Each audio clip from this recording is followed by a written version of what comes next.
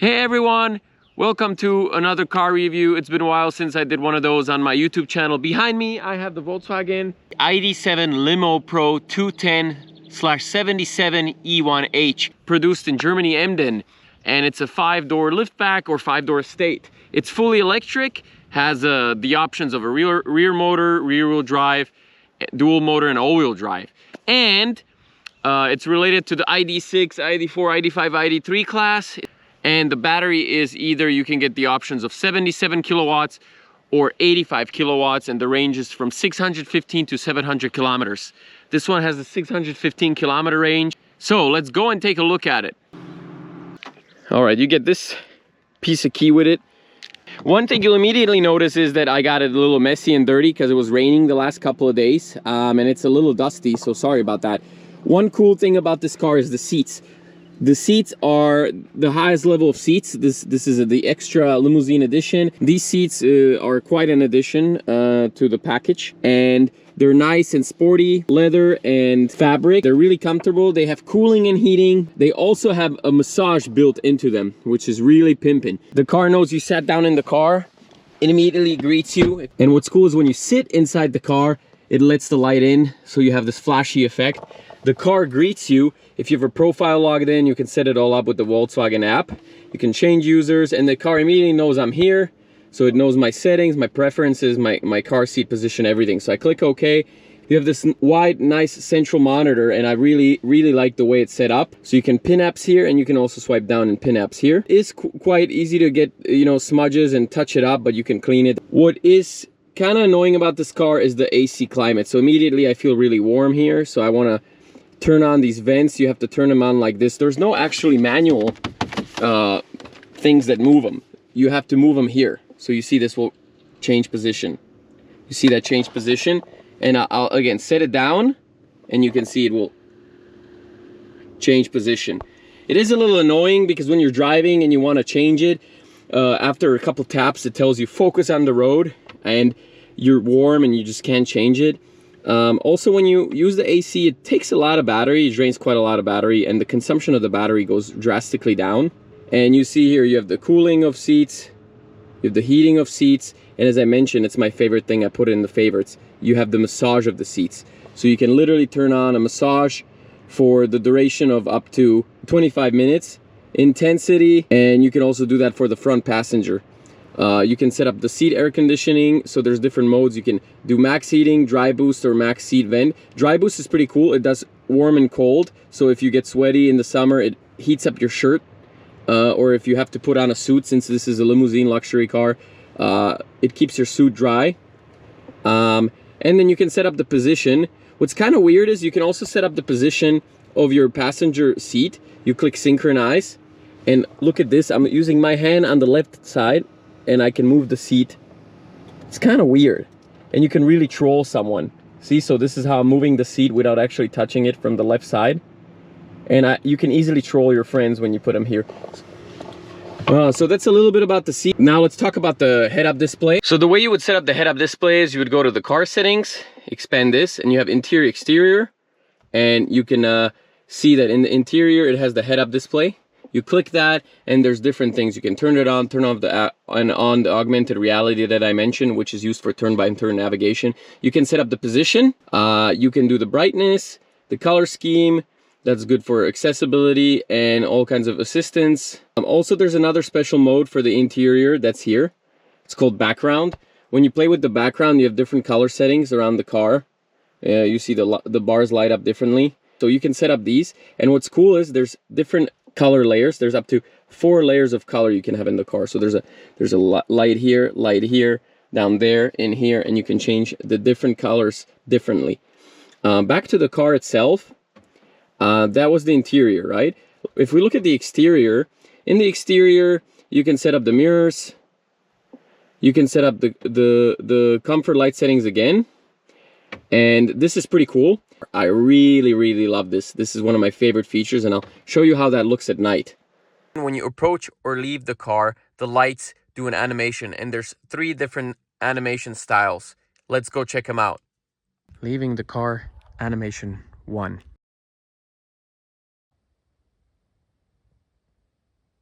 approaching the car at night, animation 1. Now let's try animation 2.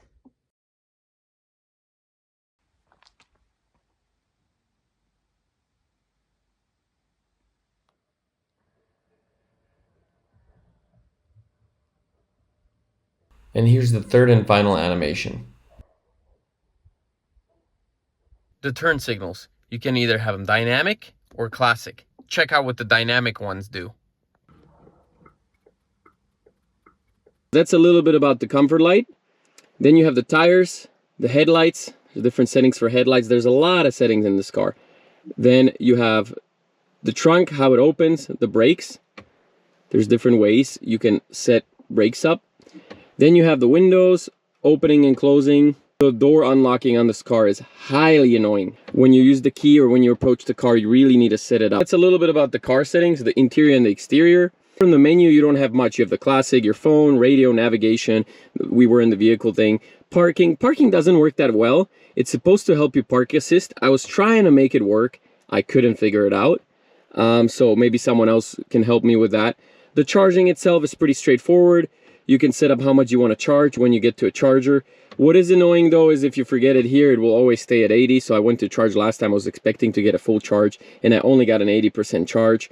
So I was pretty disappointed because I needed 100. So I just leave it at 100. And there's all kinds of things we could talk about charging. We could go into a whole video about charging. Optimize. There's different types of optimizing of rapid charging. And charging locations, you can set up some favorites. And that's the same, by the way, when you go into the navigation screen. In the navigation screen, you will be able to find chargers. Assistive assistants, all the classic assistants. You have a list of them. I turned on everything for testing. The attention monitor is pretty good, but it is also annoying when it knows you play a lot with the screen. And here you see they did a little bit of marketing. I think they put a Volkswagen Golf here. That was the assistants, the settings. The settings are pretty much classic settings here. And the driving profile, this is cool. This is where you go from eco, comfort to sport. When I had eco set up, it actually knew the driving limit speed and it limited me to go only to that speed. The comfort is kind of the best mode also when it comes to battery conservation. The sport mode is okay. It just has brakes that are stiffer and a little bit better acceleration, but it consumes quite a lot of battery. And then I have an individual setup that you can customize here. In the individual setup, I have everything maxed out. So sport, sport, sport, sport. You can also make the exterior engine sound. It doesn't sound that much more aggressive. When you have it comfort, it's basically silent. When you switch it to sport, it has a little bit of electric sound like your washing machine is going on. All right, back to the menu. So we looked at the profiles, we looked at the backgrounds, you have the seats, we looked at those, the sound. There's a Harman Kardon sound system. And nice speakers. Speaker up here too. Speakers there, there, there, and in the door. This is the tab for the volume. You can do the settings of the audio, and this is nice. Listen to the difference.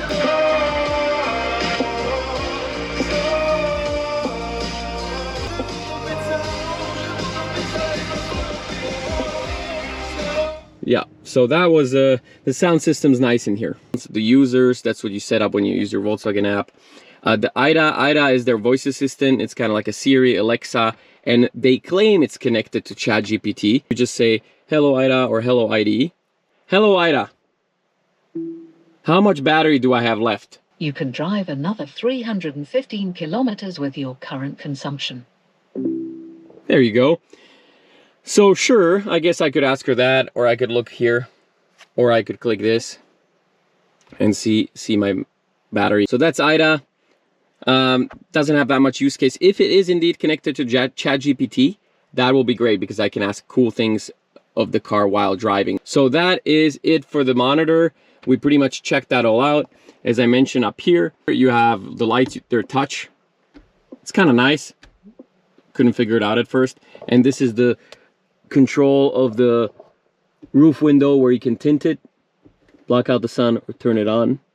Hello IDA, show me the sun.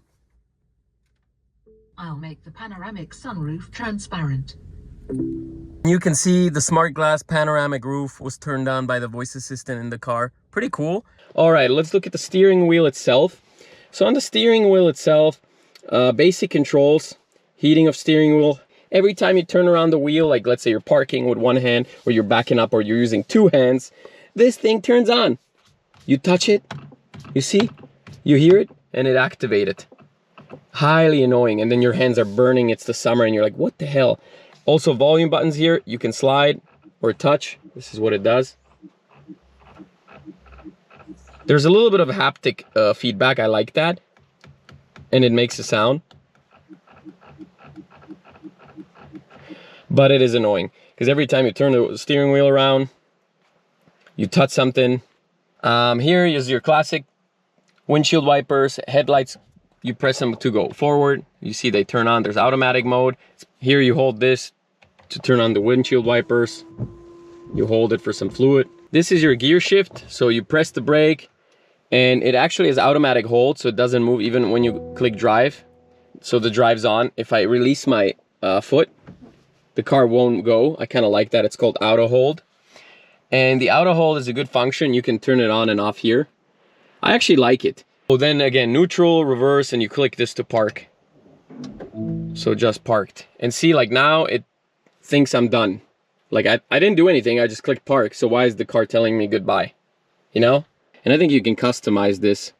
So, yeah. Yeah, whatever. If you want to start the car again, you hit the brake pedal. The thing starts. There we go. So that's a little bit about the display, head-up display, and the central monitor. The buttons up here, the buttons here. Here you have the lights. Also, what's annoying is you touch this, let's say with your knee, and things change up just randomly. Who knows why? You like, let's say you have a long leg and you touch it with your knee, it just turns on. This was done in a couple reviews I saw on YouTube, but this is a new feature in a couple Volkswagens, and it's probably one of the worst things ever in any car I've been in. Like literally, I'd prefer a manual hinge instead of a freaking crank instead of this. This is crap. Fix it immediately. Volkswagen's thinking they're fancy by saving 2 buttons, a cost of 2 buttons. But in order to open the rear windows, you have to click rear. Look, it's not even working. You see that? Now it worked. And now you can open the rear window. And now I cannot open the front window. Look, I want to open this. It just opens the window behind me, but not my window. Yeah, of course I know I need to turn this off, but okay, now I turned it off. I want to open my window. Just did that. But guess what? Now I want to close the back windows and I gotta click this again. Worst feature in the car by far. Yeah, that's the front. Some storage here, you know, some storage. Pretty deep glove box. Storage here, I like this. 2 USB-C chargers, wireless charger. The car has CarPlay as well. So this you can close. It's kind of nice, like if you have a wallet or money here, you close it. No one sees it from the outside, so they have less temptation to break in. There's a little shelf down here as well. It's kind of cool, but you never see it, so every time I put something in there, I forget it. I didn't even know I have my hat there. These are the pedals.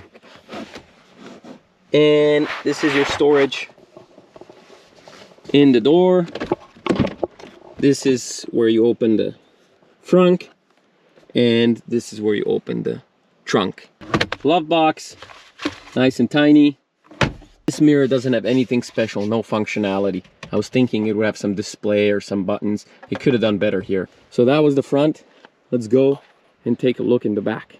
Taking a look in the back, I suppose it's okay if you want to bring your child. It's annoying because the car is short, so you see I have a hard time taking out the car seat. So I put the car seat in, you see this blocks it. I have to go kind of like this or like this, and it still blocks it. The door blocks it, the frame. So it's annoying. The kid is shaking in here, but once the car seat is in, there's a lot of space actually to for the kid.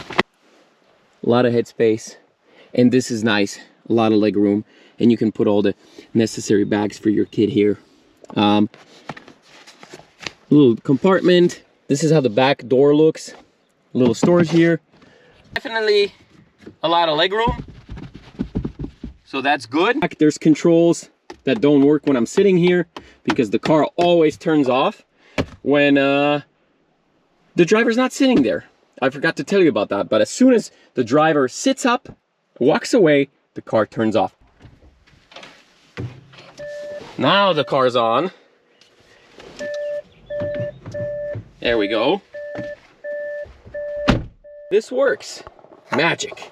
So you can control your car seat heating. The rear seats are heated, and you can also control the AC here. What's annoying is anytime you touch this with your knee, with anything that scrubs around here, it freaking turns on and off. So you'll find yourself with max heat on almost always. 2 USB-C charging ports, and that's it for the back. And now, let's say I want to turn this off. I can't turn this off. There's no way for me to turn this on. I could turn it on, but I can't turn it off. So, yeah. If we look at the armrest, this is the armrest in the back. You have 2 cup holders here, and there's a trunk axis. Good for your ski, snowboards, any long items. And here you can control lights again like this by touching them. In my opinion, it's very small. I cannot fit a stroller in here when I take it apart because I don't have the height clearance or enough space to put much inside of the trunk. Well, storage here, tiny, that's it. I don't know what's below here. Oh, some battery, towing device, and you have charging cables here, all kinds of connectors. So I just released the towing hitch. And I think it's gonna fold. Do I push it? Oh. All right, well, I learned something new. And then you can release the car seats from here. Boom, that's one. And I'm sure there's another one on this other side, but there's a car seat there right now. That's kind of nice, but the seats don't fold flat, which is definitely a disadvantage if you want to sleep in your car. Yeah, a little small well here, a little small well here. You have your net that you can use. So put that back. Yep, that's the trunk for you. And what's nice is you can take this off and you can put it in there, so it actually fits there. That's maybe the purpose of this little compartment. And that would be it for the interior of the car. I must admit that from the outside it looks nice and sleek. I really like the metal bar that runs through the whole car. Kind of unifies the whole concept. It's actually not that ugly looking. What is a little disappointing is that there's no frunk. It seems the whole engine is fitted here. You can see it's relatively short, so it does provide for a lot of space inside of the car. And it reaches 0 to 100 in 6.5 seconds. We actually tested it later in the video, and I was able to get a little bit below that. We're gonna go from 0 to 100, we're gonna time it. The best time I got when I was trying by myself was 5.5 seconds. Here's the timer, stopwatch. I'll let you do the timer in a second. So now everything is sport. One more important thing is also to turn off ESC system and do sport. Auto hold off. Now it should have the fastest possible acceleration. So here's the timer. 1, 2, 3, go.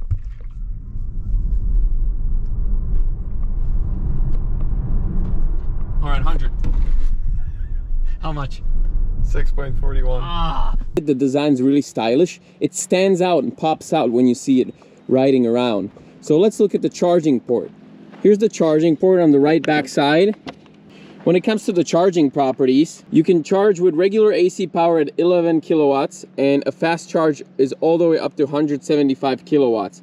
My experience is on a supercharger, I was able to charge it roughly around an hour, and on regular wall chargers, car chargers at home, I was able to charge it anywhere between 3 to 6 hours, and then on the AC, it charges obviously all night.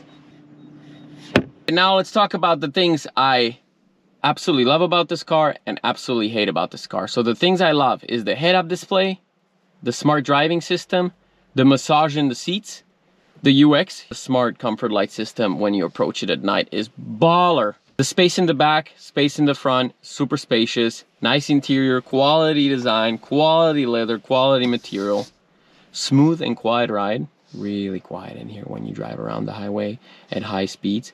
Great sound system, and the design of it inside and outside, the look and feel of the car is great. I do like it. What do I not like about the car? The price tag. Everything regarding the AC, everything. Motorized seat belts. When you put your seat belt on, it's scary. It like tightens up with a little engine. It knows when you leave the car, but it is annoying. I'm sure you can sit it up, but immediately when I sit up, stand up, car goes off, regardless of who's inside. Nothing works, nothing opens, everything stops. The steering wheel buttons, as I showed you, always press them, turn on something. Trunk space, small, no frunk. Highway range versus city range. City range is great, highway range is miserable. The brakes, when you brake, they just don't feel good. You know, the car goes fast really quick, but brakes are not that great. I don't know if it's because it recuperates energy, but as you brake, I mean, it feels like you're not gonna stop. And all the beeping, the doors, the locks, everything here beeps and locks. That was a little bit of what I loved and what I hated. Well, you ask, would I get the car? Probably. It is quite a steep price tag, and you have a lot of car options in that price range. Even electric price options, such as the Tesla that I think is more spacious and has a longer distance drive. But it is not a bad car if you're an executive, or if you have a personal driver, or if you have a family and you only live in the city and do short distances. It's not a bad car. I'm quite impressed. Volkswagen, nice job.